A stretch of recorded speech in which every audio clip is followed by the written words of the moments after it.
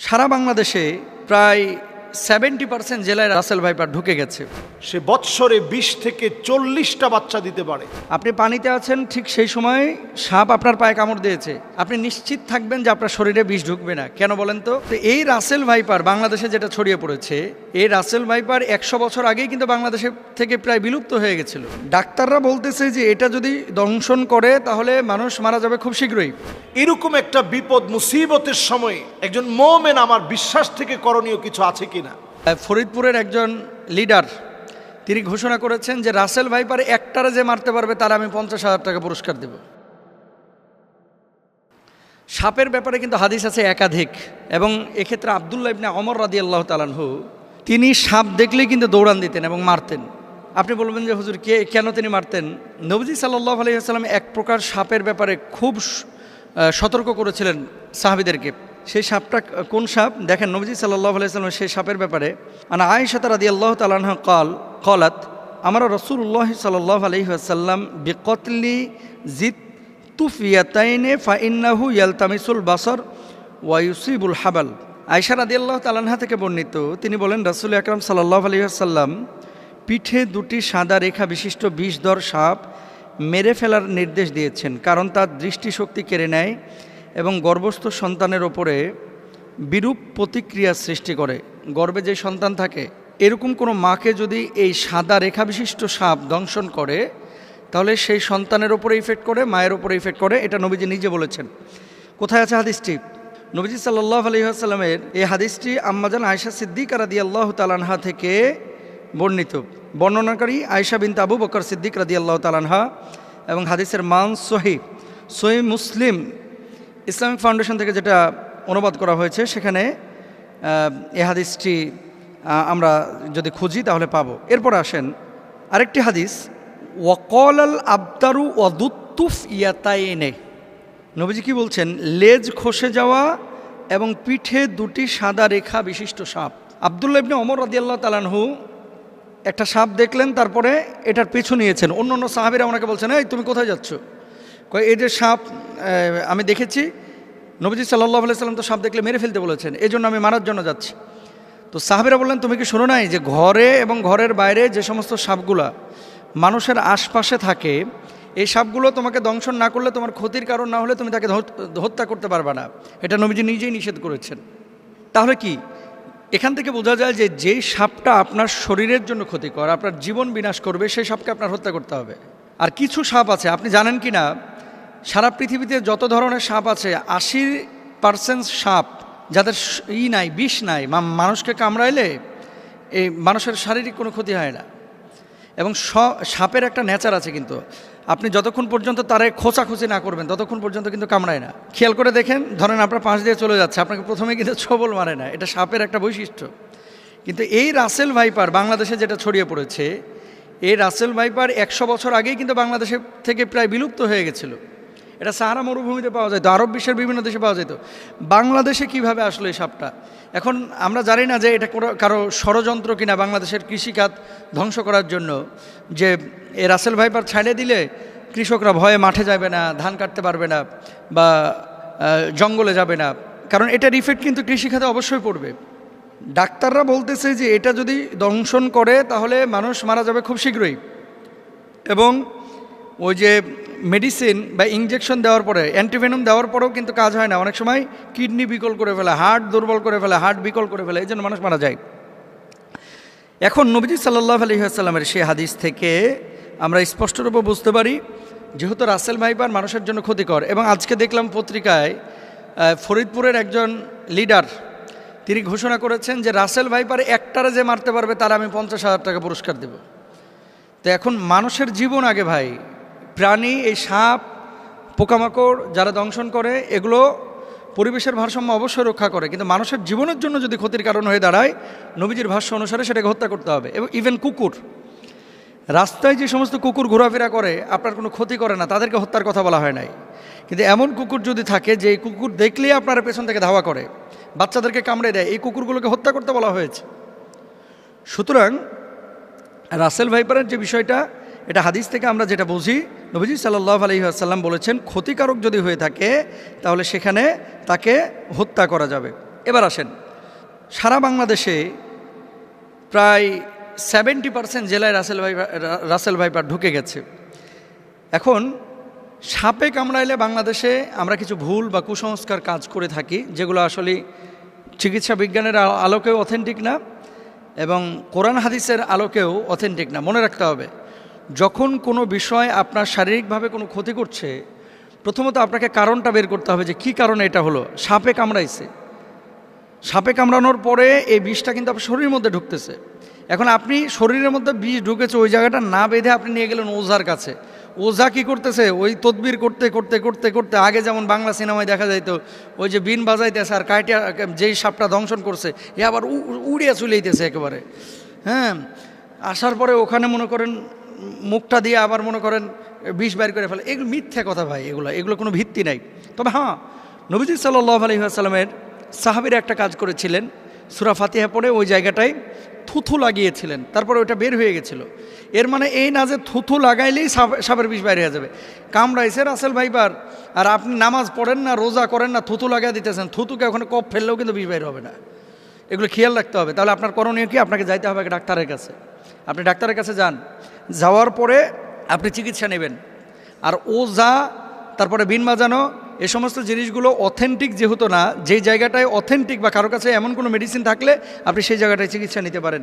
আবার আমাকে ভুল বুঝেন না, ঝাড়ফুঁক ইসলামে কিন্তু জায়েজ, কিন্তু কবিরাজির নামে এই যে বিন বাজাইতে বাজাইতে সাপকে দৌড়ায় নিয়ে আসা।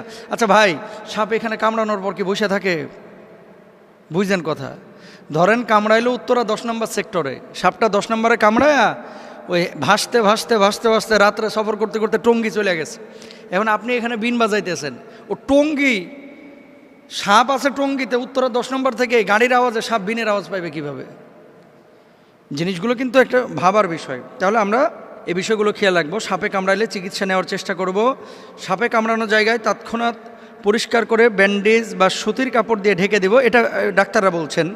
এবং সেই জায়গাটায় রশি দিয়ে হালকা করে বেঁধে দিবেন, যাতে করে বিষটা উপরে যাইতে না পারে।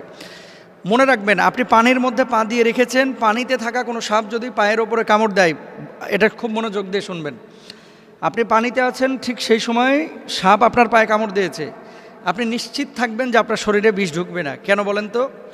সাপটা যখন কামড় দেয়, বিষটা যখন এই তার দাঁত থেকে বা মুখ থেকে ছাড়ে, বিষটা ছাড়ার সাথে সাথে পানির সাথে মিশে ওই বিষটার শরীরের মধ্যে ঢুকে না।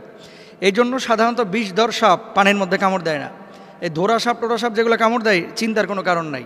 কিন্তু শুকনো জায়গায় যদি আপনারা সাপে কামড় দেয়, বি কেয়ারফুল, এখানে আমাদের সচেতন হতে হবে।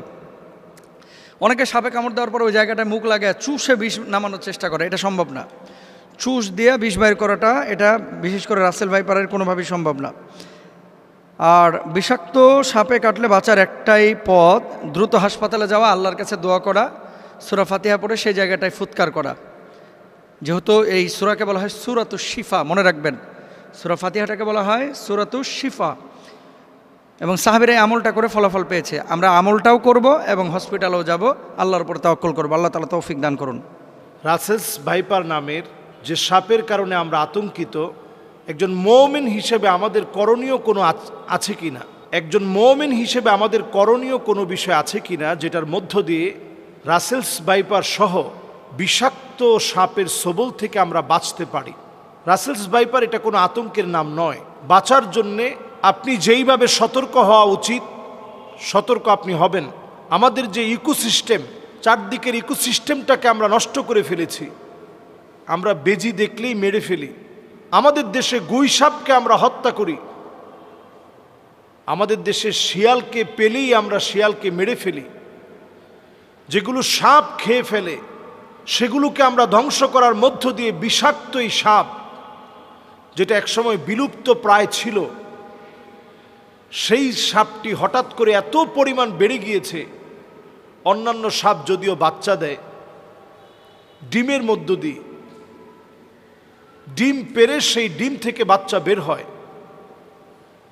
আর এই হিমোটক্সিন লালন করা এই সাপটি এতটা বিষাক্ত, সে বৎসরে 20 থেকে 40টা বাচ্চা দিতে পারে। বিষাক্ত এই সাপটি আমাদের দেশের 28টি জেলা এই পর্যন্ত ছড়িয়ে পড়েছে। এই বৎসরে শুধু এই সাপের কামড়ে 10 জন মানুষ মারা গিয়েছে। বাংলাদেশে প্রতি বছর 4 লক্ষ মানুষকে সাপে কাটে। এই 4 লাখ মানুষ থেকে প্রায় 7,000 মানুষ মারা যায়। আমরা জানি না যে পরিবেশের ভারসাম্য রক্ষায় এই সাপের বিষেরও কিন্তু প্রয়োজন আছে। যারা অসুস্থ হয়ে যায়, ক্যান্সারে আক্রান্ত হয়, তাদের চিকিৎসায় এই সাপের বিষটাকে খুব বেশি আল্লাহ রাব্বুল আলামিন কার্যকরী ঔষধ বানিয়ে দিয়েছে। কিন্তু হিমোটক্সিন হওয়ার কারণে এই সাপের বিষটা এতটা মারাত্মক, আপনি অ্যান্টিভেনাম ইউজ করার পরেও মানুষটা মারা যেতে পারে। 25 দিন পরেও সে নানাভাবে তার কোনো অঙ্গহানি হতে পারে। এমনকি তার যেই অঙ্গে সাপটা কেটেছে ওই অঙ্গটা কেটে ফেলে দেওয়া লাগতে পারে। এরকম একটা বিপদ মুসিবতের সময় একজন মুমিন আমার বিশ্বাস থেকে করণীয় কিছু আছে কিনা? নবীজি সাল্লাল্লাহু আলাইহি ওয়াসাল্লাম এমন একটি দোয়া শিখিয়েছেন, সুনান তিরমিজির ভিতরে এই দোয়াটি এসেছে, হাদিসের কিতাবগুলোর ভিতরে এই দোয়াটি এসেছে। নবী করিম সাল্লাল্লাহু আলাইহি ওয়াসাল্লাম এই দোয়াটি আমাদেরকে শিখিয়েছেন। নবীজি সাল্লাল্লাহু আলাইহি ওয়াসাল্লাম বলছেন, আউযু বিকালিমাতিল্লাহি তাম্মাতি মিন শাররি মা খলাক। আমি আবার বলছি, আউযু বিকালিমাতিল্লাহি তাম্মাতি মিন শাররি মা খলাক। আউযু বিকালিমাতিল্লাহি তাম্মাতি মিন শাররি মা খলাক। সকাল সন্ধ্যায় 3 বার করে এই দোয়াটি পড়ুন। সকাল এবং সন্ধ্যায় 3 বার করে আপনি এই দোয়াটি পড়েন। আবু হুরায়রা রাদিয়াল্লাহু তাআলা আনহু বলছেন, 3 বার যে ব্যক্তি এই দোয়াটি পড়বে, নবীজি সাল্লাল্লাহু আলাইহি সাল্লাম শিখিয়েছেন, ওই ব্যক্তির জন্য, ওই ব্যক্তির উপর থেকে আল্লাহ রাব্বুল আলামিন যদি চান তাহলে বিচ্ছু, সাপ, বিষাক্ত কোনো প্রজাতি যেটা ক্ষতি করার সম্ভাবনা আছে, ওই ব্যক্তির উপর থেকে আল্লাহ রাব্বুল আলামিন ক্ষতিটাকে কাটিয়ে দিবেন। এজন্য আমরা প্রত্যেকে দোয়াটা পড়ার চেষ্টা করি, বুঝে বুঝে আল্লাহর কাছে বলার চেষ্টা করি, আউযু বিকালিমাতিল্লাহি তাম্মাহ মিন শাররি মা খলাক। যত সৃষ্টি আছে, আল্লাহ সব সৃষ্টির যত অমঙ্গল আছে, সে অমঙ্গল থেকে আপনি আমাকে হেফাজত করেন। সাপের ছোবল বড় ভয়ানক হতে পারে। 100 মিনিটের ভিতরে আমার জীবনটা শেষ হয়ে যেতে পারে। এমনকি সাপে কাটার পরপরই শরীরটা ফুলে যেতে পারে, অঙ্গহানি ঘটতে পারে, মৃত্যুর দিকে মানুষটা ঢলে পড়তে পারে, কত রকমের ভয়াবহতা মানুষের উপর নেমে আসতে পারে। এই জন্য এই সময়টাতে আমি আপনি, বর্ষাকালে যেহেতু সাপের প্রাদুর্ভাব বেড়ে যায়, এই সময়টাতে আমরা সতর্ক হই। ফরিদপুরের একজন ব্যক্তি, তিনি এই সাপকে যে মারতে পারবে তার জন্য 50,000 টাকা তিনি বাজেট করেছেন, যে এক একটা রাসেলস ভাইপার যদি মারতে পারে 50,000 টাকা তিনি দিবেন। এটা কেন তিনি এটা বলেছেন? মানুষের মধ্যে এখন প্রচণ্ড ভয়ভীতি কাজ করছে। মানুষ কৃষিক্ষেতে যেতে পারছে না, ধান কাটতে গেলে ভয় চলে আসতেছে যে কখন না জানি সাপ আক্রমণ করে বসে। এই সাপ নদী পথে এক জায়গা থেকে আরেক জায়গায় ছড়িয়ে পড়ছে। আমাদের দেশের 28টা জেলাতে এখন প্রচণ্ডভাবে এবং প্রচুর পরিমাণে, যেহেতু বংশ বিস্তারে 20 থেকে 40টি বাচ্চা একবারেই সে দিতে পারে, খুব দ্রুত পরিসরে তার বংশ ছড়িয়ে পড়ে। এজন্য আমরা আল্লাহর কাছে এই আযাব থেকে পানাহ চাই।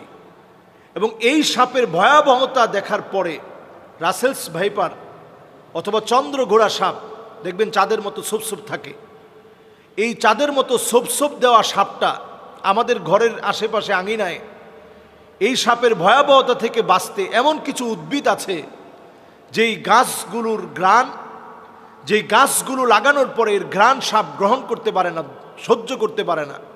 এই ধরনের গাছগুলো বেশি লাগানো। এমন কিছু গাছ আছে যেই গাছগুলো সাপ অনেক বেশি পছন্দ করে, এর মধ্যে লেবু গাছ, এবং আমাদের এমন কিছু ফুলের গাছ আছে যেই গাছগুলো দেখবেন সাপ খুব পছন্দ করে। লেবু গাছটা খুব পছন্দ করে কেন? কারণ লেবু গাছের দেখবেন আশেপাশে বিভিন্ন জায়গাতে অনেক সময় ইঁদুর থাকে, ব্যাঙ থাকে। এই যে ইঁদুর আর ব্যাঙ যে জায়গার মধ্যে বেশি বেশি আসে, এমন সব জায়গার ভিতরে আপনি দেখবেন যে কোনো মুহূর্তে এই রাসেলস ভাইপার সহ বিভিন্ন সাপ এই জায়গাতে বাসা বানায় এবং এর আশেপাশেই বিভিন্ন সময়ে লুকিয়ে থাকে। তো অন্যান্য সাপগুলো স্বভাবত মানুষকে দেখলে ভয় পেয়ে যায় এবং সে চলে যেতেই চায়, কিন্তু রাসেলস ভাইপার এটা এমন আতঙ্কের নাম হয়ে দাঁড়িয়েছে যেটা মানুষকে গায়ে পড়েই কামড় দিতে চায় এবং ভয় দেখানোর জন্য এটা দেখবেন ঠিক প্রেসার কুকারের মতো আওয়াজ করে, মানুষ প্রচণ্ড যেন ভয় পেয়ে যায়। এজন্য আমি বলবো যে সাপকে আপনি মারার আগে একটু সতর্ক হবেন, অন্তত 3 বার বলবেন যে তুমি যদি জিন হও তাহলে চলে যাও, জিন হও তাহলে তুমি চলে যাও, জিন হও তাহলে চলে যাও। এরপরে আপনি যদি রাসেলস ভাইপার এই জাতীয় কোনো সাপ যেটা মানুষের জন্য বড় আতঙ্কের বিষয় হয়ে দাঁড়িয়েছে, আপনি এটাকে পেলে মেরে ফেলবেন। আমাদের দেশে সাপ রিস্কেও করে যারা, এদেরকে আরও বেশি রাষ্ট্রীয় সম্মাননায় পদমর্যাদা দিয়ে তাদেরকে এগিয়ে আনা দরকার ছিল। এই মানুষগুলো দেশের এই সাপের মধ্য দিয়ে, এই সাপের বিষ দিয়ে যে মেডিসিনগুলো তৈরি করা যায়, এটা দিয়ে কিন্তু আমাদের দেশ অর্থনৈতিকভাবে স্বাবলম্বী হতে পারত। এবং এই সাপগুলো বিভিন্ন মানুষের রোগ মুক্তির কারণ হিসেবে আল্লাহ তাআলা কোনো কিছু কিন্তু অনর্থক দেন নাই, সব কিছু আমাদের জন্যই আল্লাহ তাআলা দিয়েছেন। তো এটা আমাদের জন্য মুক্তির কারণ হতে পারত, এটা আমাদের জন্য বরং ক্ষতিকারক না হয়ে এটা আমাদের জন্য উপকারী হতে পারত। আল্লাহ রাব্বুল আলামিনের কাছে আমরা ফরিয়াদ করি আমাদের দেশের এই ভয়াবহতা থেকে আল্লাহ যেন আমাদেরকে হেফাজত করেন।